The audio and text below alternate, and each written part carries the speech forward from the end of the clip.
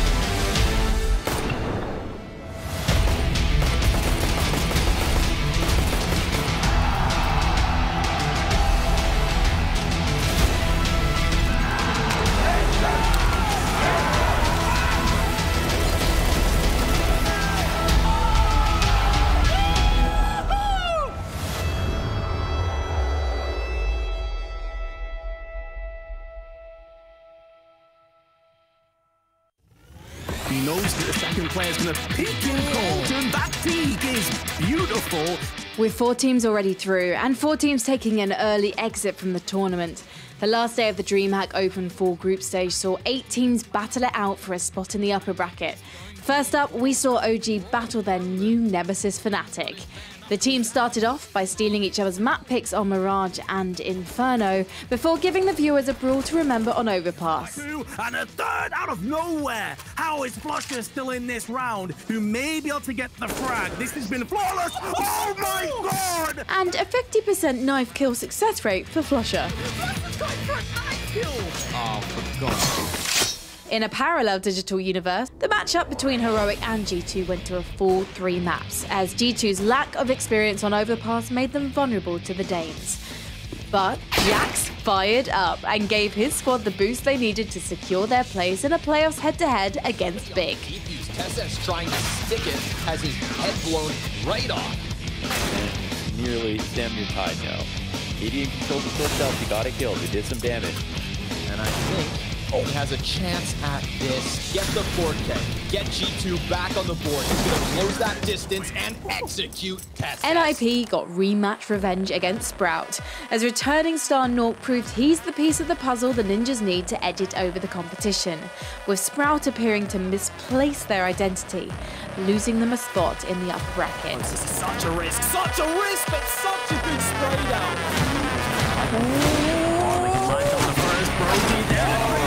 Farlick a double. That could just be enough eco. Farlick's taking the round in his own hands. A board. There it is. Farlick. A man can only pray so much. And the 2 European mixed teams of FaZe and Godsend went the distance, proving they've been on the grind. Godsend anti-strated FaZe to take things to a 3rd map, where their hard work paid off. No one left to do. Tries to find them. National Champ is present from him. He's now waiting for Nico. Comes in! Takes it home! Nico, the beast! I can't believe they pulled that off. Away from it and lets Crystal take point, but Martin, go kill Martin! Go kill Martin, yes! Welcome, ladies and gentlemen, to DreamHack Open 4. The group stage has concluded as we bid farewell to 4 teams. Now with 12 remaining, it's time to start our journey in the playoffs. My name is Freya, your host for the duration of the week, and joining me for this wonderful week-long of Counter-Strike, my wonderful experts Blair and Christine. Guys, pleasure to have you joining me yet again. And Blair, pleasure to have you up on the desk for the first time at this tournament. You excited to be here? Oh, absolutely. I was sick and tired of just sitting on the sidelines, watching a group stage, so jumping in. What a way to start off the week. Monday. Counter-Strike Day, baby. But Blair is super dedicated. I have to shout this out because he was here bright and early from the start of every match, almost throughout the entire week, even though he wasn't on broadcast, writing down his notes. So definitely thanks for the support, I have no Blair. life, Potter. Just letting you know. There's nothing great about it. Yeah, Counter-Strike is live. Counter-Strike is live. There we go. Boom. Exactly. Potter as well, a pleasure to have you back up here on the desk with us. Playoffs time now, so it's going to be even more exciting. Oh yeah. Things are getting heated up. Things are starting to matter a lot more. So definitely these matches are going to get they're going to get a little spicy for you. They are indeed. I cannot wait to be kicking this off. And a big shout out to our sponsors for helping us make this all possible. Of course, Monster Energy, MSI, DTS, Corsair, and Intel. It's going to be an absolutely fantastic day of Counter-Strike, and I cannot wait to be getting into it. But before we get into some of the future of Counter-Strike, I think it's time to quench our thirst, if you will, for some nostalgia of DreamHack Open. We're talking about this legacy, and I think it's time to be starting off our day with this infamous moment from DreamHack Open Major in 2014.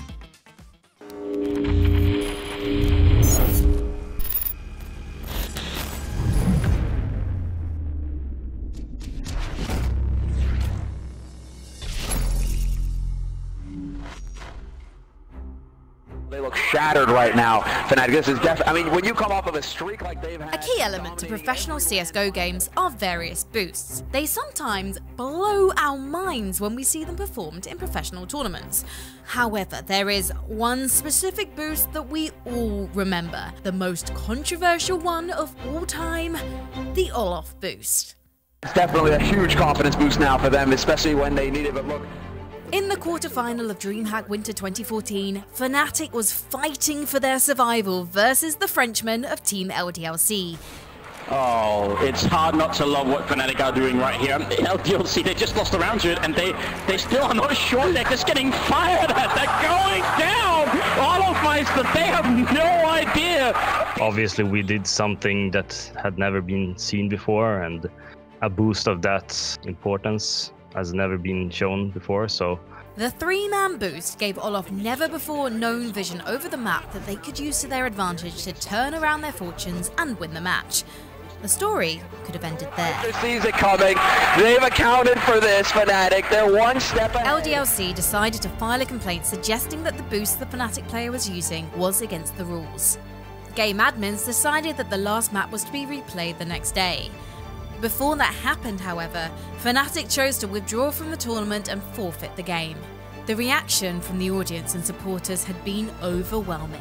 It was kind of game-breaking as well. I can understand why people reacted the way they did, but I think it was a little bit too much even then. That day, Olofmeister became Boostmeister. I cannot believe that that moment happened 6 years ago, Potter. Can you remember your reaction when that first happened? Yeah, I was super excited. I remember I was happy about it. There wasn't really a part of me that thought, oh, that's messed up or they're exploiting. I guess maybe Pub Stompers was instilled into my brain, and everyone just tried their best to figure out the most sweatiest angles, the sweatiest boosts. So for me, I was impressed. I was thoroughly impressed when I saw that happening, and I was rooting Fnatic on. But yeah, I mean, that was a long time ago. Yeah, and you just mentioned, Blair, when we were watching that, Overpass, hasn't seen that facelift in what, 6 years now? It's pretty crazy that the map's pretty much still stayed the same throughout that entire time.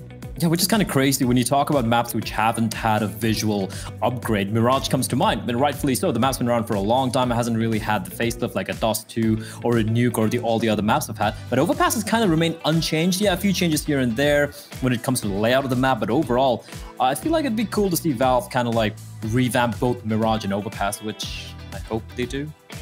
Hopefully, fingers crossed. But with that, I think it's time to put a player under our spotlight. Of course, we've been talking about some iconic moments here at DreamHack Open, and none other is more iconic than Shoxy. Let's take a look.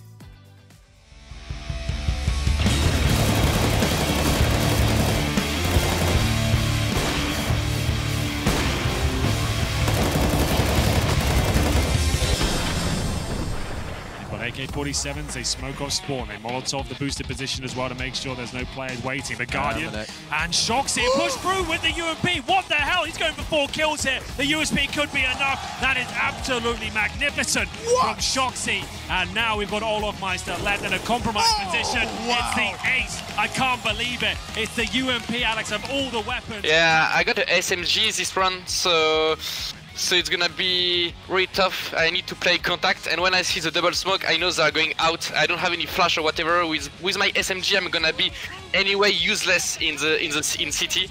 So I decided to really like just run and spray with the UMP and see how it goes. And I think they were not ready for this. That's pretty much it. And after, of course, when you got 4 kills like this, like I was just like, where is the last one? Where is the last one? I'm gonna kill him for sure. And I didn't expect it to be cracked wide open by the UMP of Shock. This retake is almost impossible, and they're just holding strong. Luminosity, they're not showing themselves, they're not giving them any opening. RPK pushing into the back, and he goes down to Cold Zero. It's all on Shocks. He picks up one and goes back for more. He has no grenades. Luminosity in overtime here, looking for the shot. Shocks gonna pick up one more. Triple for him. Oh, he gets the quad kill. Are you kidding me, Shocksy? He gets every single yeah, of course, this one.